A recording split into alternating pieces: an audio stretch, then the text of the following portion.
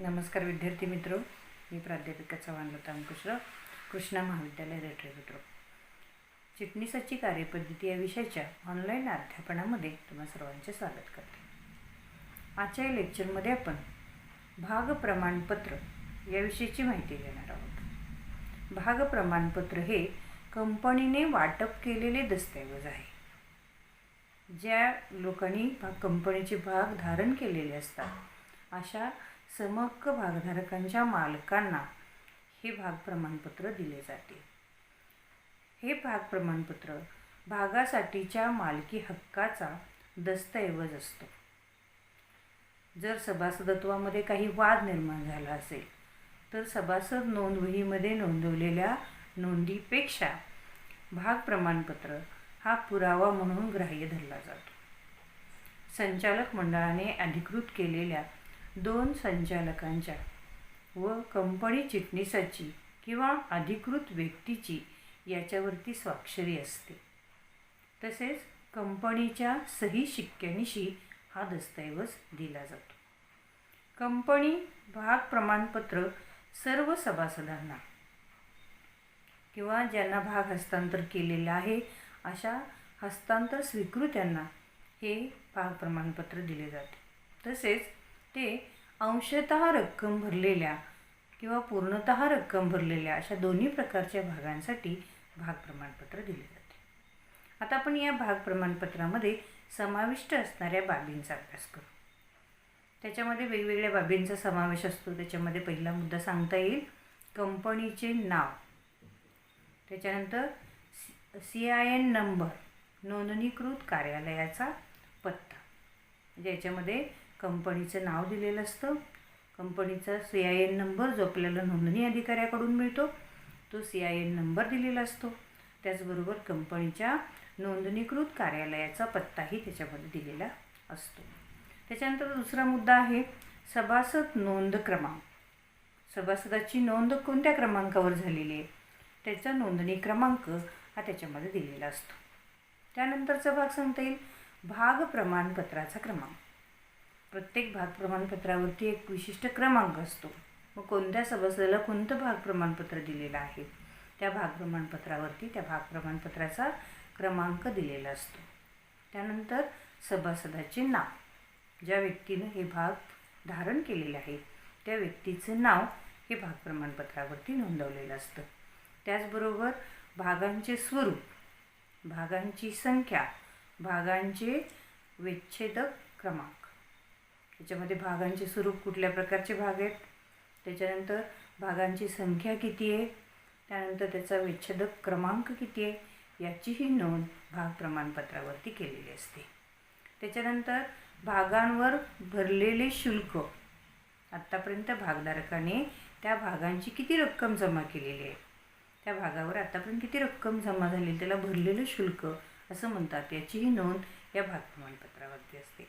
त्याच्यानंतर कंपनीचा शिक्का आणि 2 संचालक किंवा चिटणीसाची सही स्वाक्षरी ही भाग प्रमाणपत्रावरती दिलेली असते.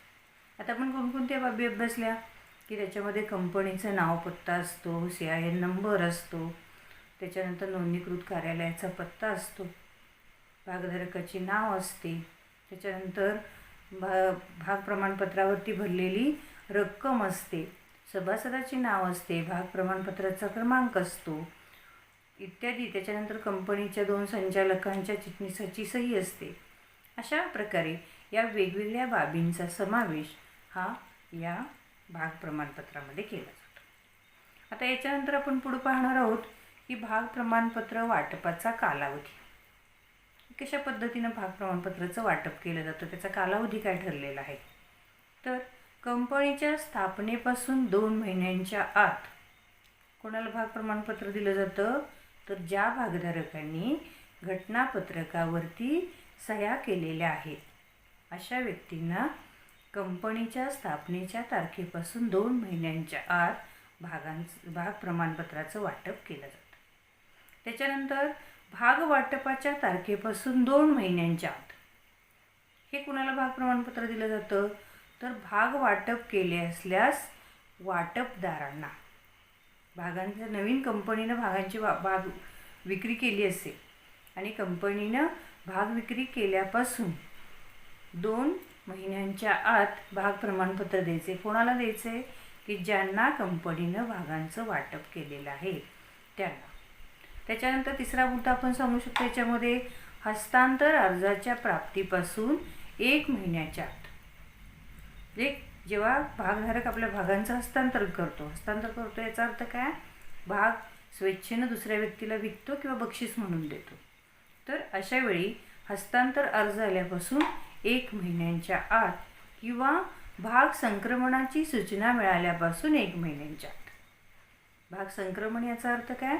जेव्हा एखादा सभासद मयत होतो किंवा वेडा होतो किंवा न्यायालयाकडून त्याला दिवाळखोर घोषित केलं जातं, तेव्हा अशावेळी त्याच्या नावे असणारा भाग हा त्याच्या कायदेशीर वारसास दिला जातो. त्याला आपण भाग संक्रमण असं म्हणतो. तर हे भाग संक्रमण जर करायचं असेल, भाग हस्तांतर करायचं असेल, तर अशा पद्धतीच्या अर्ज आल्यापासून, सूचना आल्यापासून 1 महिन्यांच्या आत भाग प्रमाणपत्र हे दिलं जातं. कोणाला दिलं जातं? ज्या व्यक्तीच्या नावे आपण भाग हस्तांतर करणार आहोत त्या व्यक्तीला, किंवा ज्या व्यक्तीच्या नावे भागांचं संक्रमण केलं जातं अशा व्यक्तीला हे भाग प्रमाणपत्र दिलं जातं. अशा पद्धतीनं हा कालावधी आपल्याला सांगता येईल. बघा काय सांगितलं, सुरुवातीला जेव्हा कंपनी नव्यानं भाग विकते, कंपनी स्थापनेनंतर सुरुवातीला जे भाग विकले जातात ते कोणाला विकले जातात? तर घटनापत्रकावर सही करणाऱ्या सभासदांना. या सभासदांना कधी भाग प्रमाणपत्र दिलं जातं? तर स्थापनेच्या तारखेपासून 2 महिन्यांच्या आत. त्याच्यानंतर जेव्हा कंपनी भाग विक्री करते तेव्हा त्या भाग वाटपाबद्दलची जे प्रमाणपत्र आहे ते कधी दिलं जातं? तर भाग वाटपाच्या तारखेपासून 2 महिन्यांच्या आत. आणि त्यानंतर हस्तांतर करायचं असेल भागांचं किंवा भागाचं संक्रमण करायचं असेल तर अशा वेळी भाग प्रमाणपत्र कधी दिलं जातं? की हस्तांतर अर्ज आल्यापासून किंवा संक्रमणाची सूचना आल्यापासून 1 महिन्याच्या आत. अशा पद्धतीने हा काय आहे?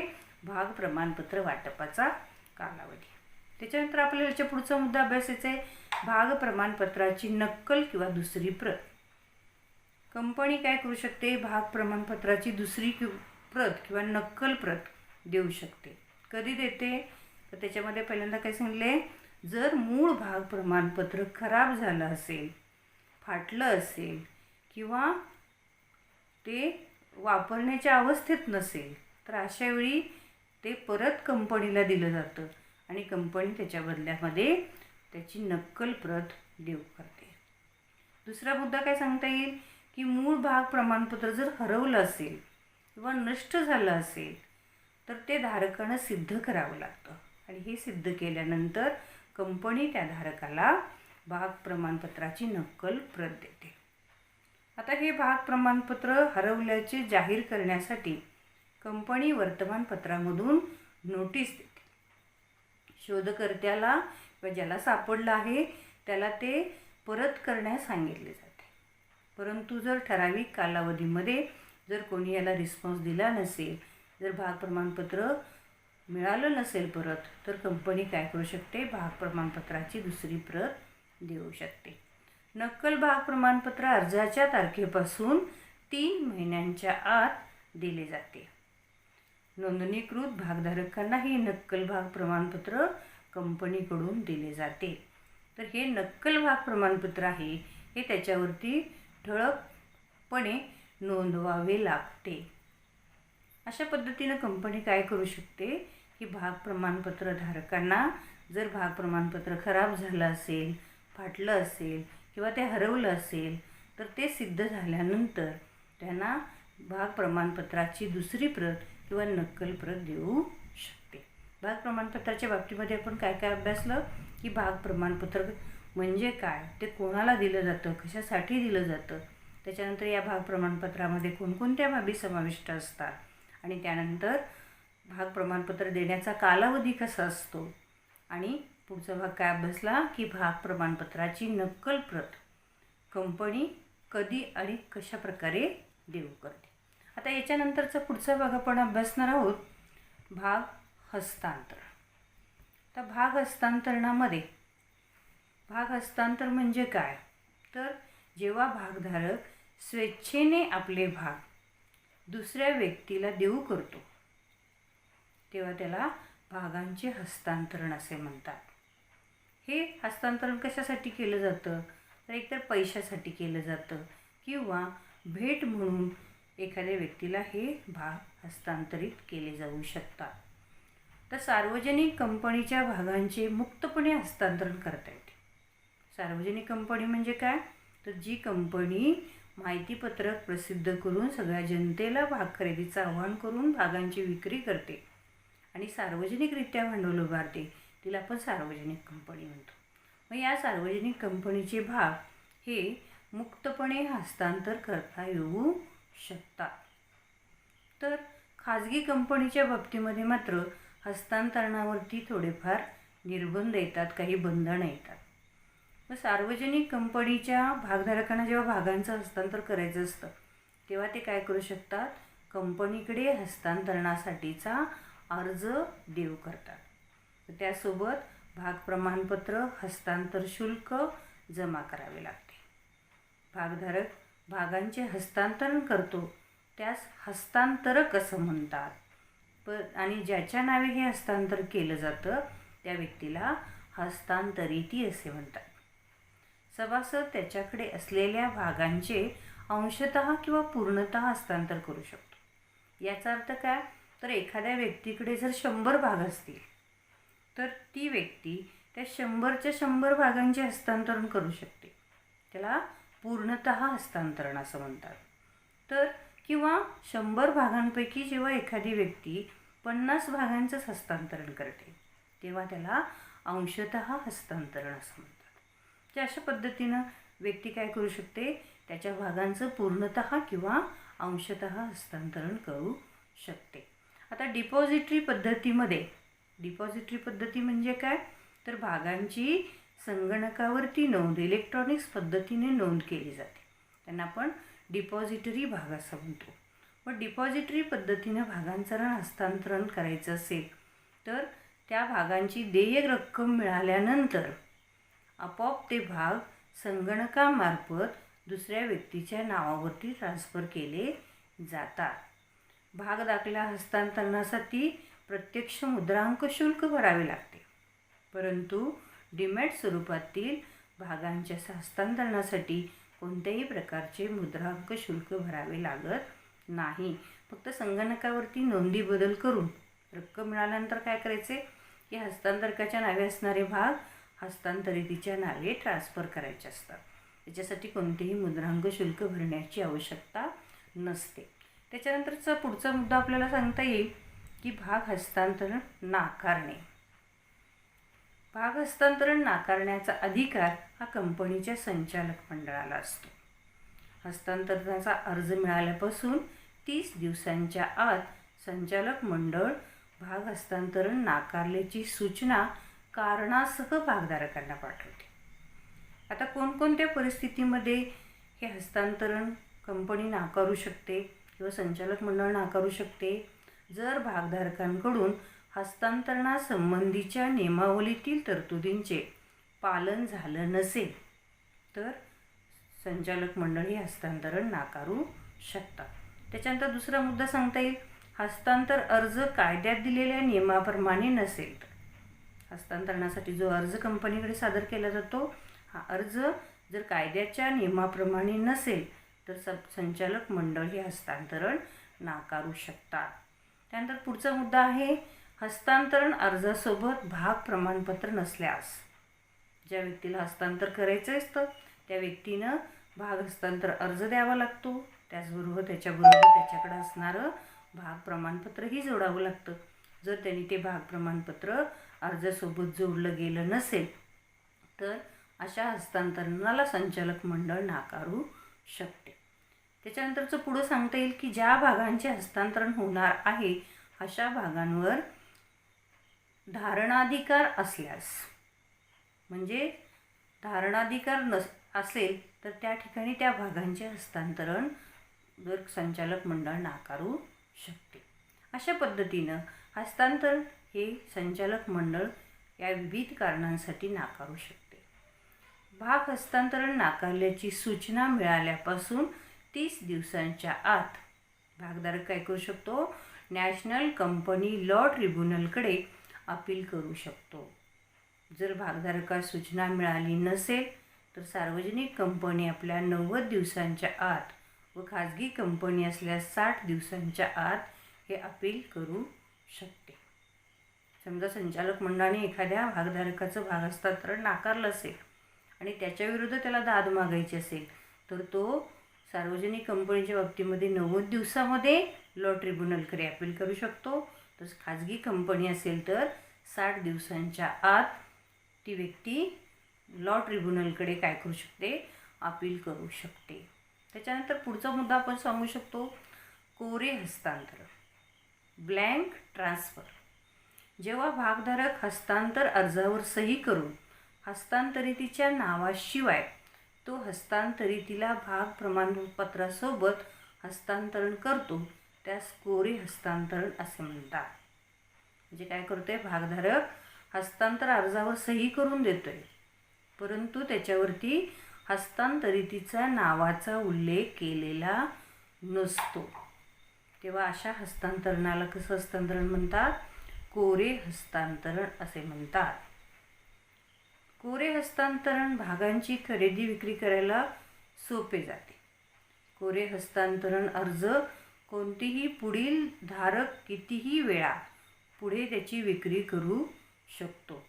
कोरे हस्तांतरण असेल की ज्याच्यावरती कोणाला हस्तांतर केलं याचं नाव नसेल तर तो भाग एक व्यक्ती अनेक व्यक्तींपर्यंत एकमेकांमार्फत काय करू शकतात, त्यांचं हस्तांतरण करता येऊ शकतं. त्याचे व्यवहार बऱ्याच वेळा खरेदी विक्रीचे व्यवहार हे करता येऊ शकतात. मग त्यासाठी कोणतंही वेगळं मुद्रांक शुल्क द्यावं लागत नाही.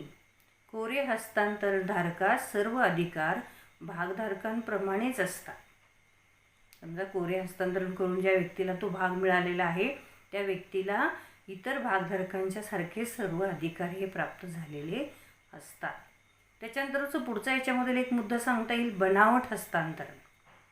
तर बनावट हस्तांतरणाच्या बाबतीत काय सांगता येईल, तर बनावट हस्तांतरण म्हणजे जेव्हा हस्तांतरणकर्त्याची स्वाक्षरी ही बनावट असते तेव्हा कंपनी अशा हस्तांतरणाची नोंदणी करू शकत नाही. म्हणजे हस्तांतर अर्ज केलेला आहे कंपनीकडे, हस्तांतरणावरती सही पण केलेली आहे परंतु ही सही कशी आहे, बनावट आहे किंवा चुकीची आहे. तर अशा वेळी हे हस्तांतरण कसलं हस्तांतरण समजलं जातं, बनावट हस्तांतरण समजलं जातं आणि हे हस्तांतरणाची नोंद कंपनी करू शकत नाही कारण हे चुकीचं हस्तांतरण होऊ शकतं. एखाद्याला फसवणूक करण्याच्या उद्देशानं केलं जाणारं हस्तांतरण होऊ शकतं, म्हणून याला आपण बनावट हस्तांतरण असं म्हणू शकतो.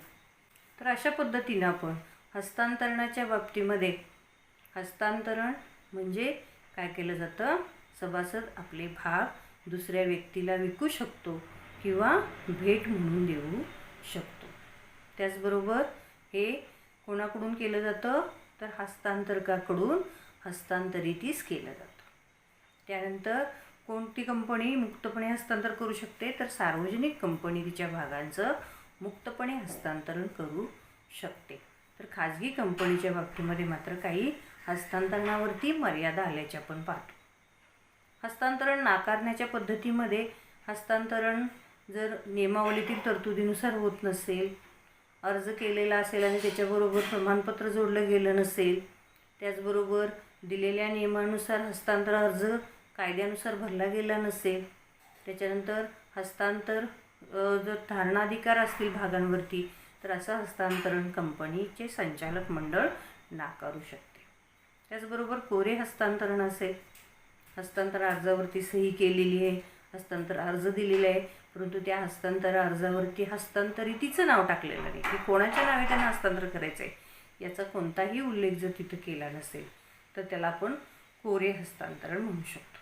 कोरे हस्तांतरणाचा फायदा काय सांगता येईल, कोरे हस्तांतरणामुळे त्या प्रतिभूतींचे किंवा त्या भागांचे अनेक वेळा खरेदी विक्रीचे व्यवहार होऊ शकतात आणि प्रत्येक खरेदी विक्रीच्या व्यवहाराच्या वेळी मुद्रांक शुल्क भरण्याची आवश्यकता नसते, म्हणून त्यास कोरे हस्तांतरण असं म्हणतो. आणि त्यानंतरचा मुद्दा काय अभ्यासला आपण, बनावट हस्तांतरण, की ज्याच्यामध्ये हस्तांतरण अर्ज केला जातो, परंतु त्या हस्तांतर अर्जावरती हस्तांतरणकर्त्याची स्वाक्षरी ही बनावट असते आणि अशा हस्तांतरणाची नोंद कंपनी तिच्या नोंदवहीमध्ये करू शकत नाही. असं जे हस्तांतरण केलं जातं त्याला आपण बनावट हस्तांतरण असं म्हणतो. अशा पद्धतीनं आज आपण या ठिकाणी 2 मुद्दे अभ्यासले. भाग प्रमाणपत्र, प्रमाणपत्रामधील समाविष्ट बाबी कोणत्या, प्रमाणपत्राचं वाटप कोणकोणत्या पद्धतीनं केलं जातं, त्याच्यानंतर प्रमाणपत्राची नक्कल प्रत कधी दिली जाते आणि यानंतर हस्तांतरणाच्या पद्धती, हस्तांतरणाचा नकार, कोरे हस्तांतरण आणि बनावट हस्तांतरण. ठीक आहे, या ठिकाणी आज आपण इथेच थांबूया. धन्यवाद.